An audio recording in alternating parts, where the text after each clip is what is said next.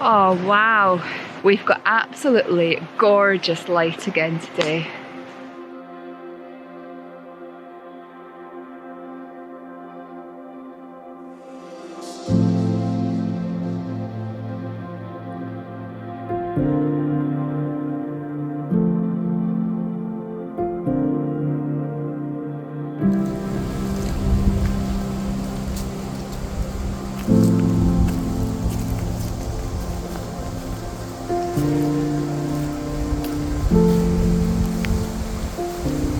I felt really called to take my telephoto lens with me today. It's been quite a long time since I last used it, and I'm so glad that I did, because as I'm looking around this woodland, I'm thinking what would make for some fantastic images is zooming in to some of these beautiful trees here with the light catching the back of the leaves, illuminating them just like in the last video I uploaded, but this time by zooming into the leaves specifically and not necessarily finding and photographing a spider, should I say.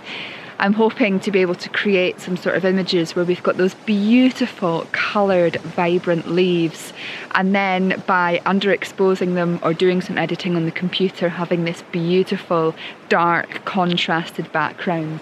Oh, that will speak to me so deeply. So yeah, that's what I'm going to try and do right now. Let's get the camera out and see what sort of images I can create.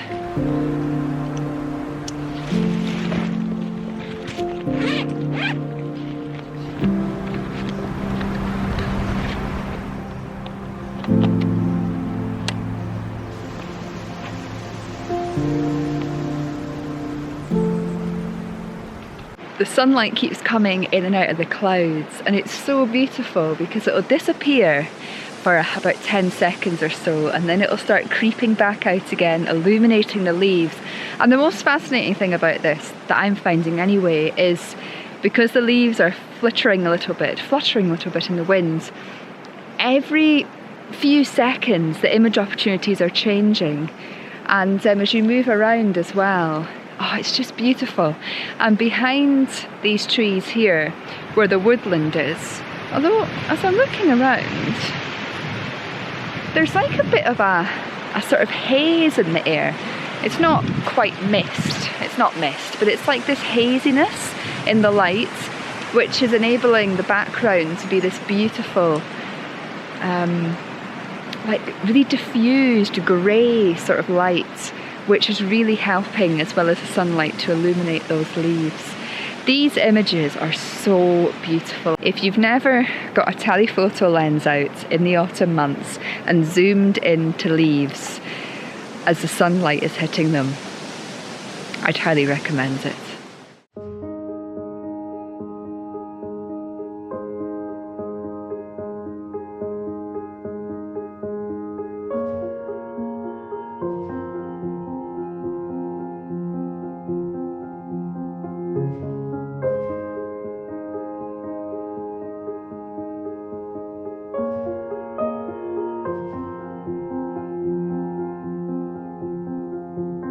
I've spoken a lot recently about how, for me personally, contrast, colour, vibrancy, images that include those elements to them, that deep contrast, that deep vibrancy, that colour, they really, really speak to me. They draw me in. I'm really captivated by them. And a situation like this, where you've got the beautiful illumination there of the leaves, and then by zooming in and really focusing on one or two areas, when that sunlight is hitting them, oh, that contrast and that vibrancy is divine.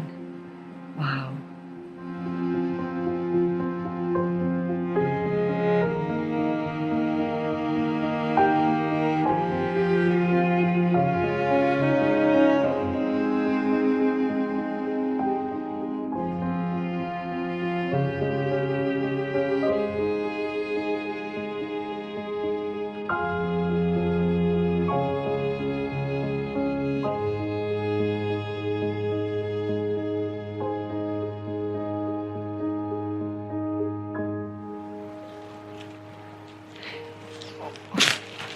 We're getting these very brief bursts of sunlight now. Got to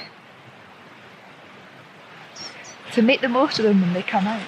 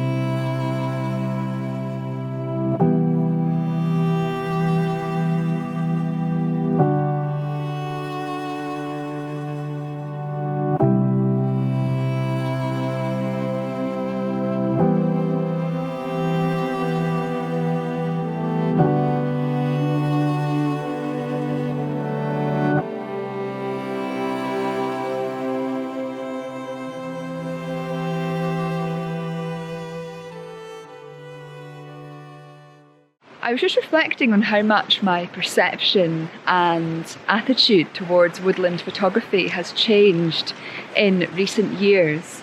You know, when I began photography, and for many years thereafter, oh my gosh, the lights, I used to believe that woodland photography was really challenging. And of course, when you take into consideration everything that's going on around you, hold on, I'm just going to photograph this image before the sun goes out again.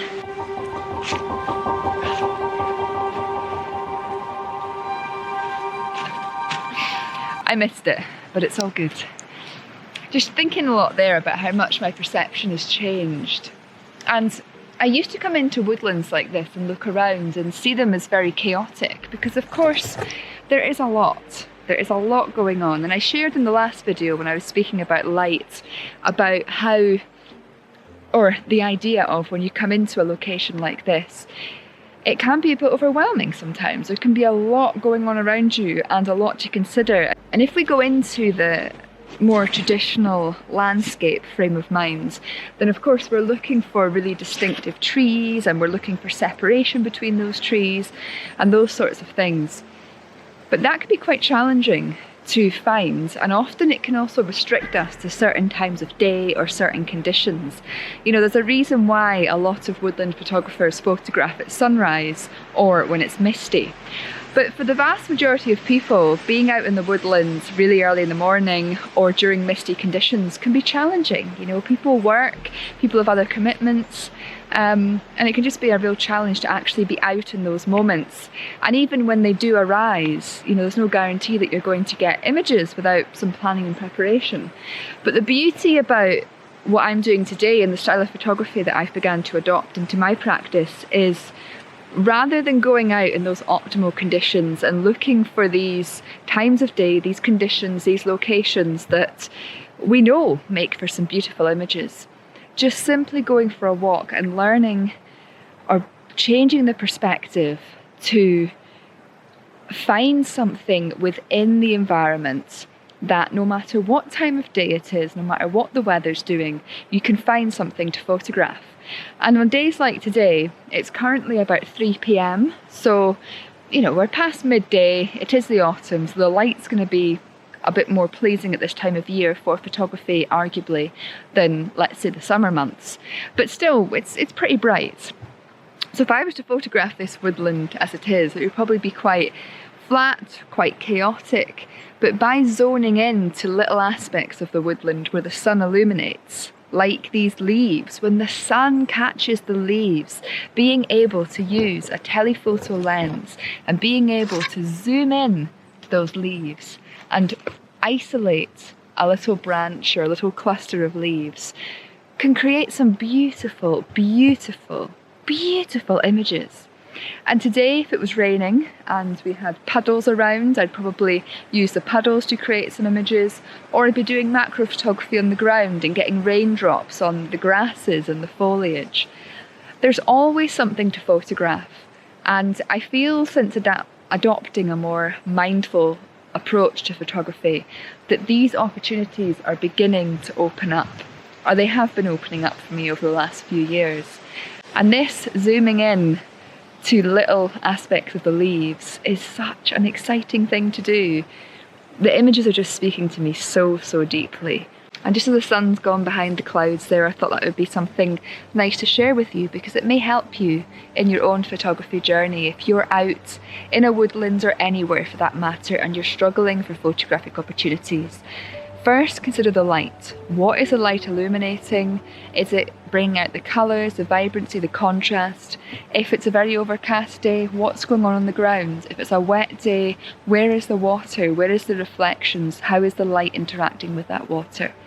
There's always something. You've just sometimes got to open your mind and change that perspective and just see what you can find. I think this is a great example of that.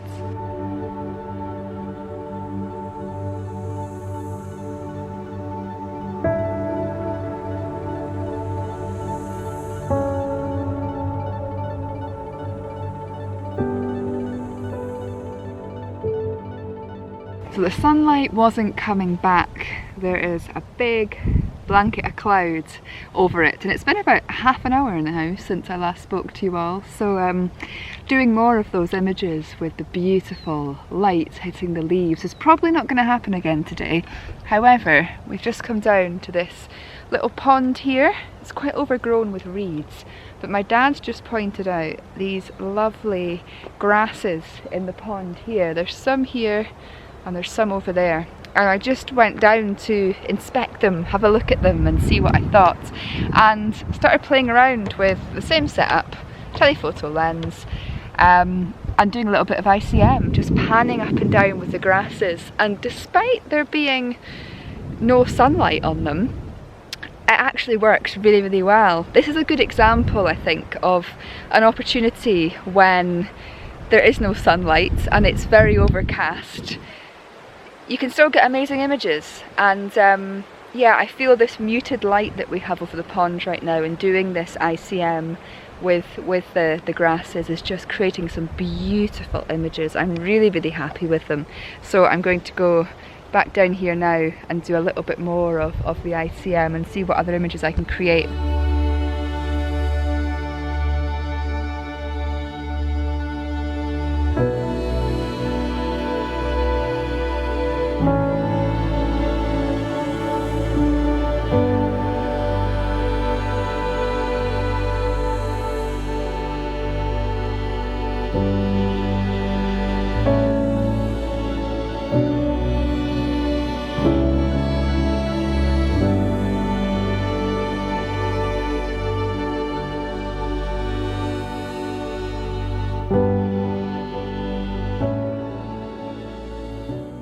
I'm hosting one of my immersive photography weekends this weekend. It's the last one of the year and I'm really looking forward to it. With it being October and the autumn season, it's just such a great time to do an event. It's particularly one that's in the countryside where you've got the beautiful trees surrounding you, because it really allows you to embrace the season, fully embrace it.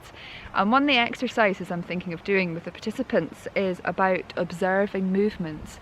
So going outside and looking around you and observing what is moving in the landscape. So whether the wind is moving things, or whether you're looking at water and looking at the vibrations on the water's surface, birds flying through the sky, clouds moving, whatever it may be, it's about this real mindful task of just coming out and observing the world around you and connecting with that movement. And if you feel drawn to, as well as observing the movement, it's also about allowing yourself to move in unison with your subject. It can be quite an interesting thing to connect you more deeply with it. But of course, movement is a really important thing for our own wellness as well, and I'm trying to incorporate this more into my photographic practice, because of course when we're out and about walking around, we're getting exercise, we're moving, but there's something beautiful about connecting with a subject and moving in unison with it. And especially when you're doing something like ICM, a tip that was shared with me, I can't for the life of me remember which photographer it was now that shared it with me, but I'm sure it was part of the Photographic Connections podcast, one of the ICM episodes. They were saying that how they create their images is to move with the subject, to create the same motion as the subject.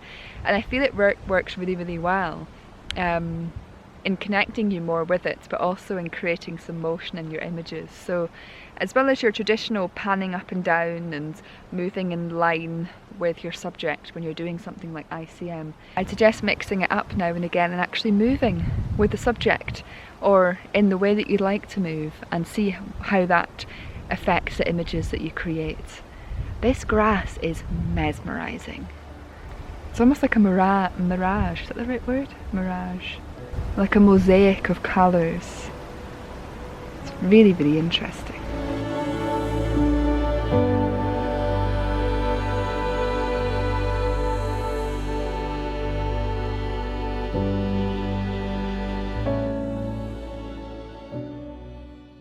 Well, that was a fun adventure, and just to end, I just want to share some thoughts about being open to explore.